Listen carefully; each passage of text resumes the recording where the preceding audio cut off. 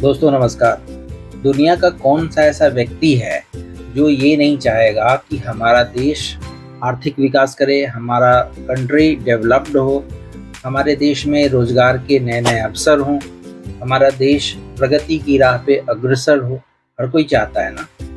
तो आज हम बात करेंगे कि अपना देश जो है अभी चौथी सबसे बड़ी अर्थव्यवस्था है विश्व की, जीडीपी के हिसाब से कह लें तो, और ओवरऑल कह दें तो जो अभी सर्वे है उस हिसाब से हम चौथी सबसे बड़ी अर्थव्यवस्था है। बट सवाल ये उठता है कि हम विश्व की तीसरी सबसे बड़ी अर्थव्यवस्था कैसे बनेंगे, कब तक बनेंगे, इसी बात पे हम डिस्कस करेंगे। चैनल पे पहली बार आए हैं तो चैनल को सब्सक्राइब कर लीजिएगा, वीडियो को लाइक कर दीजिएगा।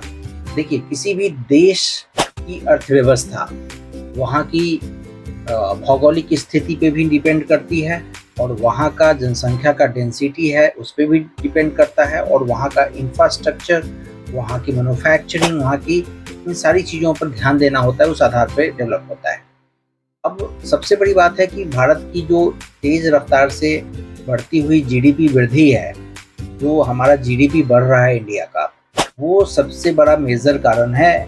इस आधार पे भारत की अर्थव्यवस्था लगातार उच्च गति से बढ़ रही है। आईएमएफ की भी रिपोर्ट आई है, विश्व बैंक जैसी संस्था का भी जो है अनुमान है कि आने वाले कुछ वर्षों में भारत की जीडीपी वृद्धि दर चीन और अमेरिका को छोड़ के सबसे ऊंची रहेगी। दूसरा, डेमोग्राफिक डिविडेंड भी है। जैसे भारत में की आबादी जो है युवा आबादी है, ज़्यादातर यंगस्टर है। औसतन देखा जाए तो 28 वर्ष की औसत आयु के लोग ज़्यादातर हैं, और ये हमारे लिए सबसे बड़ी ताकत है क्योंकि इससे लेबर मैन पावर भी मिलता है और कंजम्पशन की भी पावर निकल के आती है, तो ये हमारे लिए फायदेमंद है। और नेक्स्ट है उद्योग और उत्पादन। हमारे यहाँ नए नए उद्योग धंधे भी टाइम टू टाइम लग रहे हैं, और मैन्युफैक्चरिंग पे भी गवर्नमेंट ऑफ इंडिया फोकस कर रही है। नए नए स्टार्टअप्स आ रहे हैं, इससे इकोसिस्टम को गति मिल रहा है। तो एक ये भी कारण है। उसके बाद डिजिटल क्रांति भी है। अभी आप देख रहे हैं कि हर आदमी के मोबाइल में, फ़ोन में डिजिटल पेमेंट के लिए यूपीआई सिस्टम आपने देखा होगा। यूपीआई से आजकल पेमेंट लोग कर रहे हैं, पेटीएम है, फ़ोन पे है, इसके थ्रू पेमेंट हो रही है। तो इससे पेमेंट करना आसान हो गया है, डिजिटल पेमेंट करना आसान हो गया है। इंटरनेट का भी काफ़ी पहले इंटरनेट इतना अवेलेबल आसानी से नहीं था, इंटरनेट भी अब बहुत आसानी से, टेक्नोलॉजी हमारी बढ़ गई है, ये हमारी अर्थव्यवस्थाओं को नया ऊंचाई दे रहा है। उसके बाद है विदेशी निवेश, फॉरेन इन्वेस्टर, एफडीआई की इन्वेस्टमेंट बहुत ज़्यादा हमारे इंडिया में हो रही है। भारत एक स्थिर और आकर्षक निवेश गंतव्य बन रहा है, इसलिए भारत में कंपनियां जो है भारत में फैक्ट्री और रिसर्च सेंटर खोल रही हैं। इसलिए विदेशी निवेश से भी हमारे को बहुत ही ज़्यादा फायदा हो रहा है हमारे अर्थव्यवस्था के विकास में।